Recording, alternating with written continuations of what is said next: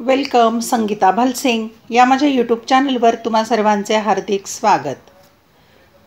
भूगोल इयत्ता 11वी हा विषय आपण अभ्यासाला घेतलेला आहे आणि प्रकरण क्रमांक 1 भू हालचाली आपण अभ्यासत आहोत। या प्रकरणामध्ये मंद हालचाली हा टॉपिक आपला संपलाय। त्यानंतर पुढचा घटक घेतलाय अभ्यासाला शीघ्र हालचाली। शीघ्र हालचाली दोन प्रकारच्या आहेत, एक आहे भूकंप आणि दुसरा ज्वालामुखी। यापैकी भूकंप हा शीघ्र हालचालीचा प्रकार आपण अभ्यास करणार आहोत। चला तर पाहूया भूकंप शीघ्र हालचालीमधला उपघटक। आता पाहूया शीघ्र हालचाल म्हणजे काय ते समजून घेऊया आपण। वली व गटपर्वतांच्या निर्मितीस कारणीभूत असलेल्या वलीकरण आणि विभंग याशिवाय इतरही हालचाली भूकवचात आढळतात। म्हणजे आपण वलीकरण अभ्यासलेलं आहे, विभंग अभ्यासलेला आहे, त्या मंद हालचाली आहेत। त्याच्याशिवाय आणखी पण हालचाली भूकवचात होतात। अंतरंगातील या बलामुळे काही वेळेस शीघ्र हालचाली घडून येतात।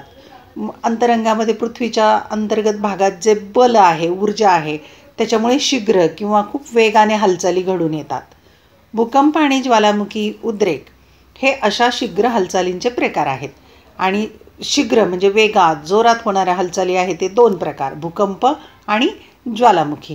त्यातला आपण भूकंप अभ्यासणार आहोत। आता थोडं आठवण पाहूया आपण। इंडोनेशिया या देशात दिनांक 19 ऑगस्ट 2018 रोजी सुमारे 300 माणसं दगावली। आता हे 2018चं उदाहरण आहे। इंडोनेशिया देशामध्ये भूकंप झाला, 300 माणसं दगावली, जीवित व वित्तहानी झाली। त्यावेळेस अनेक इमारतींची पडझड झाली, रस्ते दुभंगले, सुनामी निर्माण झाली, म्हणजे समुद्रात मोठ्या लाटा निर्माण झाल्या। आता त्यावर काय काय विचारले पाहूया। वरील सर्व घटना कशामुळे घडल्या असतील? या नैसर्गिक आपत्तीमध्ये नेमके काय घडते? या नैसर्गिक घटनेतील ऊर्जा लहरींचे प्रकार सांगा। आकृती 1.9चे निरीक्षण करा आणि चौकटीत त्याचं नावे द्या। या प्रश्नांची उत्तरे आपण पुढच्या स्लाइडवर पाहूया। प्रश्नांची उत्तरे पाहूया आपण। प्रश्न अ, वरील सर्व घटना कशामुळे घडल्या असतील? उत्तर, वरील सर्व घटना भूकंपामुळे घडल्या असतील, भूकंप झाल्यामुळे त्या घटना घडल्या। दुसरा प्रश्न आहे, या नैसर्गिक आपत्तीमध्ये नेमके काय घडले? या नैसर्गिक आपत्तीत अचानक भूपृष्ठ हादरते, जमीन हादरते, त्यामुळे प्रचंड प्रमाणात ऊर्जा बाहेर पडते। पुढचा प्रश्न आहे, या नैसर्गिक घटनेतील ऊर्जा लहरींचे प्रकार सांगा। ऊर्जा लहरी कोणत्या बाहेर पडल्या? भूपृष्ठ हादरण्याच्या या घटनेमुळे प्राथमिक म्हणजे एकदम सुरुवातीच्या, नंतर दुय्यम नंतरच्या आणि भूपृष्ठ ऊर्जा लहरी निर्माण होतात। आणि पुढचा प्रश्न आहे, आकृती 1.9चे निरीक्षण करा आणि नावे द्या। ते आपण पुढच्या स्लाइडवर पाहूया। आकृतीला नावे द्यायची आहेत। पहा, हे भूकंप झाल्यानंतर इथे रिकाम्या चौकटी आहेत, त्याला नावं द्यायची आहेत। पाहू आपण। आता पहिल्यांदा नाव देऊया आकृतीला। पहिल्या चौकटीमध्ये ते आहे भूपृष्ठ लहरी, जसं बाण दाखवलेला आहे खाली त्याला म्हणतात भूपृष्ठ लहरी। नंतर भूकंप अपिकेंद्र म्हणतात त्याला, जो बाण दाखवलेला आहे तो पहा। नंतर ही आहे भूकंप नाभी, मध्यबिंदू जो दिसतोय तो भूकंप नाभी केंद्र। नंतर आहे भूपृष्ठ लहरी, भूपृष्ठावर अशा लहरी निर्माण होतात। नंतर आहे प्राथमिक लहरी, नंतर आहे दुय्यम लहरी। अशा प्रकारे आपण या आकृतीला नावं दिलेली आहेत। भूकंपाच्या वेळेस होणाऱ्या या घटना आहेत। आता भूकंप म्हणजे काय प्रत्यक्षात ते समजून घेऊ आपण। भू म्हणजे जमीन, आता तुम्हाला माहिती आहे भू म्हणजे जमीन। कंप म्हणजे थरथर, कंप पावणे म्हणजे थरथर होणे। भूकंप म्हणजे जमिनीचे थरथरणे, जमीन थरथर, जसं माणसाला थरकाप येतो तसं जमिनीला पण येतो। भूकवचाच्या अंतर्गत भागात होणाऱ्या हालचालीमुळे खडकांच्या थरात प्रचंड ताण निर्माण होतो। आता भूकवचामध्ये मंद हालचाली, शीघ्र हालचाली चालूच असतात, त्यामुळे खडकांच्या मध्ये ताण निर्माण होतं, टेन्शन निर्माण होतं। हा ताण विशिष्ट मर्यादेपलीकडे गेल्यावर तो ताण भूकवचात एखाद्या ठिकाणी मोकळा होतो। जशी कुकरची कुठंतरी शिट्टी होते त्याप्रमाणे तो भूकवचातला जो ताण आहे कुठंतरी मोकळा होतो। तो ज्या ठिकाणी तो मोकळा होतो तिथे ऊर्जेचे उत्सर्जन होऊन ऊर्जा लहरी निर्माण होतात, त्यामुळे भूकवच कंप पावते म्हणजे भूकंप होतो। आणि जिथे ती ऊर्जा मोकळी होते तिथे भूकंप होतो।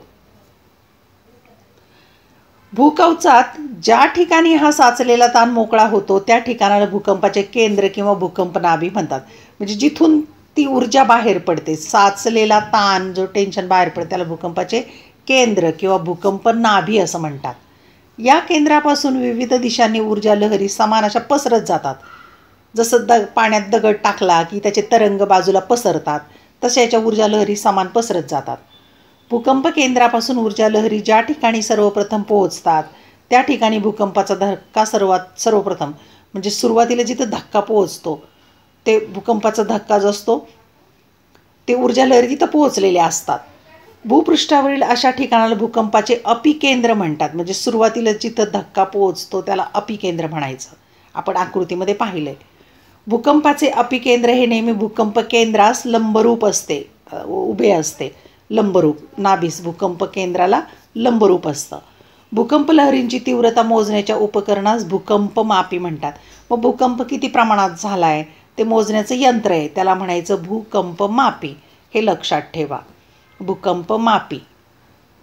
आता पाहूया आकृतीमध्ये काय दिले. भूकंप छायेच्या प्रदेशाची आकृती. आता जरा विचार करा काय सांगितले पाहूया.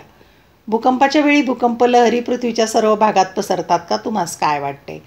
आता सर्वत्र नाही पसरत. जिथं भूकंप होतो तिथे ठराविक भूकंपाची तीव्रता किती तेवढ्या तीव्र भागापर्यंत पोहोचतं. पृथ्वीच्या भूपृष्ठावर असा काही प्रदेश आहे का जेथे भूकंप लहरी पोहोचत नाहीत? असू शकतात. आकृती 1.10 पहा. आता इथे 1.10 भूकंप छायेचा प्रदेश दाखवला आहे. आता ही स्लाईडवर आकृती जरी व्यवस्थित दिसली नाही पण पुस्तकात व्यवस्थित दिसेल. आता इथे पी म्हणजे लहरी आणि एस म्हणजे लहरी. पहा या वेगळ्या आहेत हां, कलर वेगळा आहे दोन्हींचा. आता हे आहे अपिकेंद्र, नंतर पी आणि एस लहरी, पी आणि एस लहरी, नंतर घनरूप गाभा, द्रवरूप बाह्य गाभा, नंतर पी लहरींचा छायाप्रदेश, पी लहरींचा छायाप्रदेश, नंतर हे प्रावरण आहे. आणि इथे भूकवच जे आहे एस इथपर्यंत लहरी पोचत नाहीत. हे इथं दिलेले लहरी पोचत नाहीत. नंतर इथे प्रमाण दिलेलं आहे. इथे अ क हे अशी आकृती भूकंप छायेचा प्रदेश आहे, ही लक्षात ठेवा. या आकृतीचा अभ्यास करा. भूकंप छायेचा प्रदेश.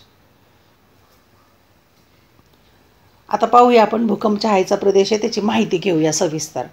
भूकंपामुळे निर्माण होणाऱ्या लहरींना भूकंप लहरी म्हणतात. भूकंप लहरीचे 2 प्रकार आहेत. भूकंप लहरीचे प्राथमिक लहरीला पी म्हणतात आणि दुय्यम लहरीला एस म्हणतात आणि भूपृष्ठ लहरीला एल म्हणतात. असे 3 प्रकार आहे. म्हणजे भूकंप लहरीचे 3 प्रकार. एक आहे पी म्हणजे प्राथमिक लहरी, एस म्हणजे दुय्यम, पी म्हणजे प्रायमरी, एस म्हणजे सेकंडरी आणि एल म्हणजे भूपृष्ठ लहरी. असे 3 प्रकार आहे, ते लक्षात ठेवा. प्राथमिक लहरी सर्व माध्यमातून प्रवेश करतात. प्राथमिक लहरी ज्या आहेत त्या सर्व माध्यमातून होतात आणि दुय्यम लहरी फक्त घन माध्यमातून प्रवेश करतात. प्राथमिक लहरी सर्व माध्यमातून प्रवास करत असल्या तरी एका माध्यमातून दुसऱ्या माध्यमात प्रवेश करताना त्यांचे वक्रीभवन होते, वाकड्या होतात त्या. भूकंप स्थानापासून दूर असलेल्या भूकंप मापन केंद्रातही भूकंप लहरीची नोंद मिळते.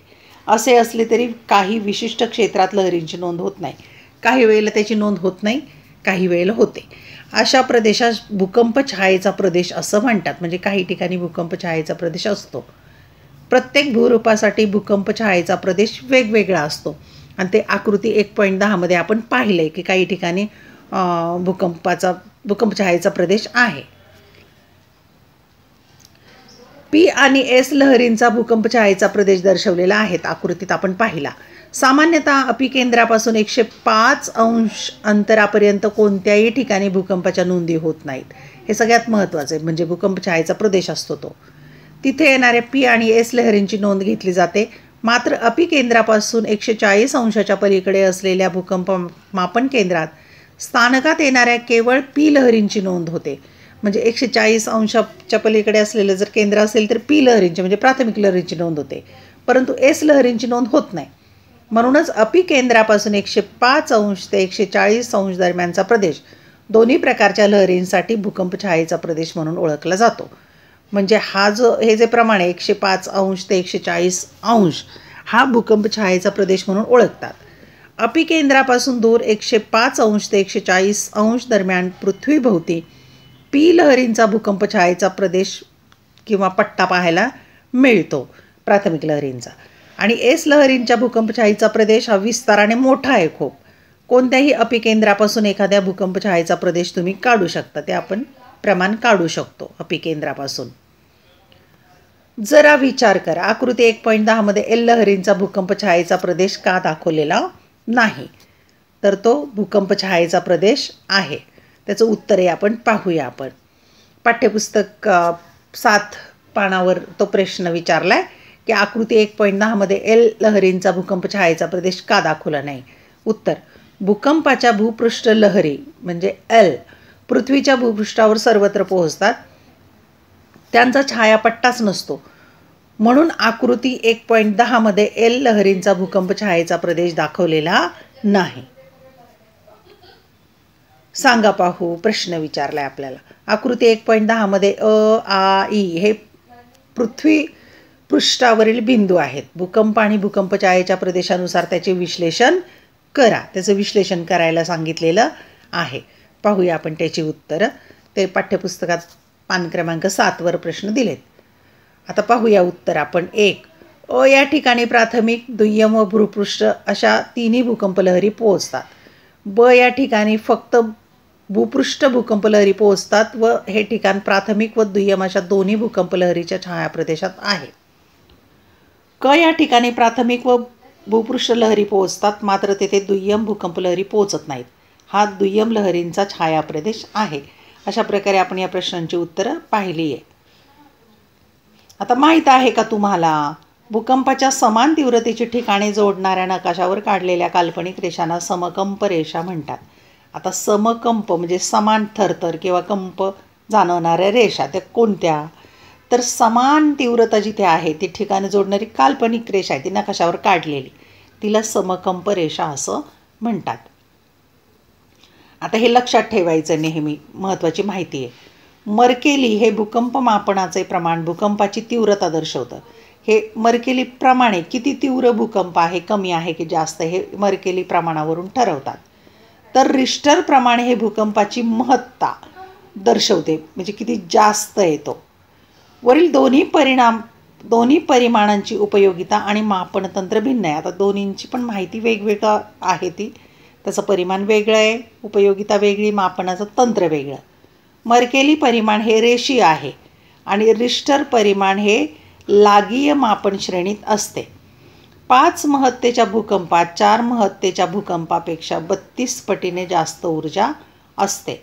म्हणजे 5 महत्तेचा जो भूकंप आहे तो मोठा, 4 कमी महत्ता अशा अर्थाने 32 पटीने जास्त ऊर्जा असते. इतका फरक आहे 4 आणि 5 महत्तेमध्ये.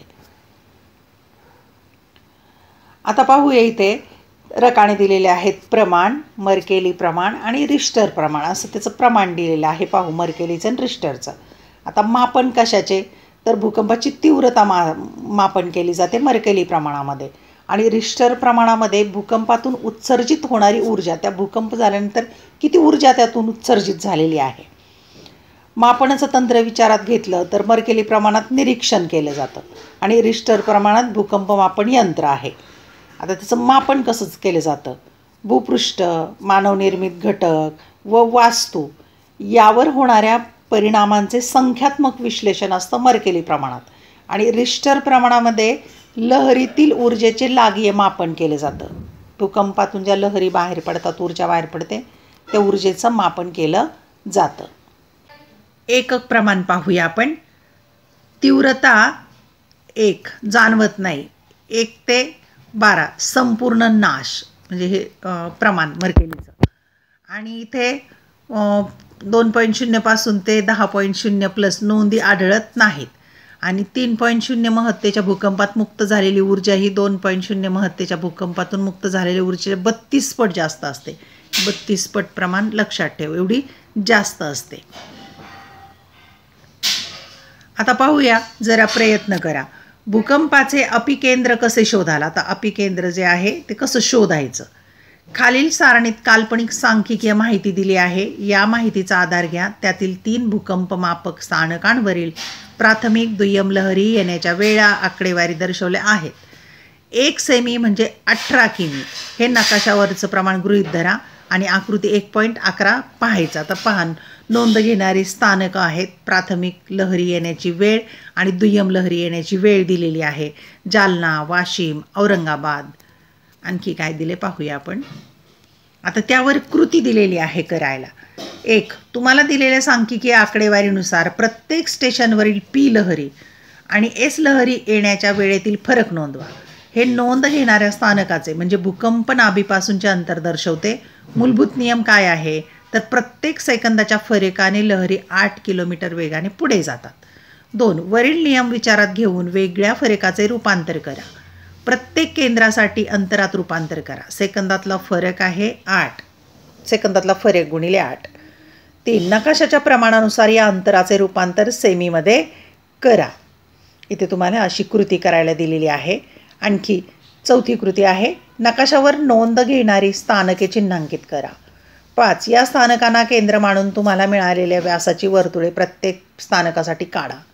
6. ही 3 वर्तुळे ज्या ठिकाणी एकमेकांना छेदतील ते ठिकाण म्हणजे भूकंपाचे अपिकेंद्र होय. आधुनिक यंत्राद्वारे अपिकेंद्र शोधण्यासाठी संगणकाचा वापर केला जातो. तुम्हाला इथे दिलेली पद्धत सहजपणे अपिकेंद्र कसे शोधावे यासाठी दिली आहे. संगणकीय प्रतिकृती देखील या सिद्धांतावर आधारित असतात, म्हणजे संगणकावर हे गणित सोडवता येईल. पहा, इथे आकृती 1.11 मध्ये दिलेलं आहे. इथे दिलेली आहे ठिकाणं: जाफराबाद, वाशिम, लोणार, खुलदाबाद, जालना, गंगापूर, नेवासे, पैठण, अंबड, जिंतूर, हिंगोली, घनसावंगी, टाकळी, अंबड, परभणी, शेवगाव, गेवराई, पाथरी, मुदगल आणि बीड. आता तुम्हाला कुठलं कुठलं प्रमाण काढायला सांगितलेलं आहे ते इथं दिलेलं आहे. ती कृती करायची आहे. आता पाहूया भूकंप निर्मितीची कारणे. भूकंप निर्मिती प्रामुख्याने भूकवचातील ऊर्जा मुक्त झाल्यामुळे होते. भूकंप निर्मितीची काही कारणं खालीलप्रमाणे आहेत. आता भूकंप कसा होतो, ते कसा मोजतात, त्याचा अभ्यास आपण केला. आता त्याची कारणं काय काय आहेत ते आपण पाहूया. पहिलं कारण दिले ज्वालामुखी. ज्वालामुखीच्या उद्रेकांमुळे भूकंपाची निर्मिती होऊ शकते. अशा भूकंपाचे केंद्र सहसा कमी खोलीवर असते, म्हणजे खूप खोल नाही, वरती असतं जवळ, आणि उद्रेकाच्या जवळच्या परिसरात त्याचा परिणाम पाहावयास मिळतो. एकदम जवळच्या परिसरात. उदाहरणार्थ 1981 साली कॅस्केड पर्वतरांगात ज्वालामुखीचा उद्रेक झाला होता. 1981चं उदाहरण आहे. त्याच वेळेस सेंट हेलेन्स येथे 5.5 या रिश्टर महत्तेचा भूकंप झाला होता. सेंट हेलेन्स या बेटावर पण भूकंप झालेला होता. ही 2 उदाहरणं घेतलेली आहेत. आता तो ज्वालामुखीमुळे झालेला होता. 2. भूविवर्तनकी हालचाल. भूकवच हे अनेक वेळेला लहान मोठ्या भूपट्ट्यांपासून बनलेले असून ते स्थिर नाहीत. भूकवच स्थिर नाही आहे, हलत आहे. बाह्य प्रावरणावरील जास्त घनतेच्या भागावर हे तरंगत आहे. ते सर्वसामान्यपणे सीमावर्ती भागात भूपट्ट हालचालीमुळे भूकंप निर्माण होऊ शकतो आणि त्या भूपट्ट हालचाली होतात त्यामुळे भूकंप निर्माण होतो. त्यामध्ये भूपट्ट सरकणे, एकमेकांवर आदळणे, एक दुसऱ्याखाली जाणे इत्यादी बाबी घडत असतात. आकृती 1.20 मध्ये आपण पाहूया. आता ते इंडोनेशिया, कॅलिफोर्निया ते उत्तर अमेरिकेतलं आणि चिली दक्षिण अमेरिकेतलं मधील भूकंप इथे या प्रकारे होतात भूविवर्तनकी हालचालीमुळे. भारतातील उत्तरकाशी आणि आसाममधील भूकंप ही या प्रकारच्या भूकंपाची उदाहरणं आहेत की या प्रकाराने भूकंप होतात. तिसरा प्रकार आहे मानवनिर्मित भूकंप. अलीकडच्या काळात जगातील वेगवेगळ्या भागांमध्ये आण्विक स्फोट म्हणजे अणुस्फोट वगैरे होतात, अणुचाचण्या होतात. त्या मोठ्या प्रमाणावरील खोदकाम, सुरुंगाचा वापर, अणुचाचण्या, बांधकामे तसेच खाणकाम या मानवी क्रियांमुळे देखील भूकंपाची निर्मिती होते. कारण जमीन खणली जाते, जमिनीवर स्फोट वगैरे केला जातो, सुरुंगाचा वापर होतो, परिणामी भूकंप होतो. परंतु त्याचे परिणाम स्थानिक असतात, ते लोकल ठिकाणी होतात, स्थानिक, खूप मोठ्या प्रमाणावर नसतात ते. आता पाहूया भारतातील भूकंप प्रवण क्षेत्र कोणती आहेत. भारतामधले भूकंप क्षेत्र. भूकंपामुळे निर्माण होणाऱ्या नुकसानीच्या तीव्रतेनुसार भारताचे एकूण 5 भूकंप प्रवण क्षेत्रात वर्गीकरण दिलेल्या संकेतस्थळावर आहे. 5 आहेत, एकूण 5 भूकंप प्रवण क्षेत्र आहेत. तर या वेबसाईटवरती सर्व सविस्तर माहिती दिलेली आहे. याचा उपयोग करून तेथील नकाशाचे निरीक्षण करा आणि त्या आधारे तक्ता पूर्ण करा. आता वेबसाईटवर माहिती दिलेली आहे, त्याच्या आधारावरून तक्ता पूर्ण करायचा आहे. तो तक्ता दिलेला आहे. भारतातील भूकंप प्रवण क्षेत्राचे वर्गीकरण. आता यामध्ये 3 रकाने दिलेले आहेत. पहिला आहे प्रदेश, 1 2 3 4 5 घेतलेत. जोखमीची पातळी म्हणजे किती तीव्रता आहे त्याची, अतिशय कमी, कमी, मध्यम, उच्च आणि अतिउच्च. आणि कोणतं केंद्रशासित प्रदेश किंवा राज्य तिथे येत आहे ते आपण पाहूया. आता पहिलं अतिशय कमी या भागामध्ये मध्य भारत, ओडिशा, तेलंगणा. कमीमध्ये मध्य प्रदेश, राजस्थान. आणि मध्यममध्ये नर्मदा खोरे, दख्खनचे पठार. उच्च तिथे आहे कोयना खोरे, निलगिरी, उत्तर भारत. आणि अतिउच्चमध्ये येते हिमालय रांगा, कच्छ आणि पूर्वांचल. यानंतर शीघ्र हालचालीचा दुसरा प्रकार ज्वालामुखी आपण पुढच्या व्हिडिओ लेक्चरमध्ये अभ्यासणार आहोत. धन्यवाद. व्हिडिओ लेक्चर आवडल्यास चॅनल सबस्क्राईब करा, बेल आयकॉन प्रेस करा. मी नवीन व्हिडिओ पोस्ट केल्याचं नोटिफिकेशन तुम्हाला आपोआप मिळेल. सध्या प्रथम सत्र परीक्षा चालू आहेत, त्यासाठी तुम्हाला शुभेच्छा. आणि वेगवेगळ्या विषयांच्या प्रश्नपत्रिका मी या चॅनलवर पोस्ट केलेल्या आहेत. 11वी आणि 12वी या दोन्ही वर्गांच्या या प्रश्नपत्रिका पाहायच्या असतील तर या चॅनलची प्लेलिस्ट एकदा जरूर पहा. अभ्यासासाठी शुभेच्छा.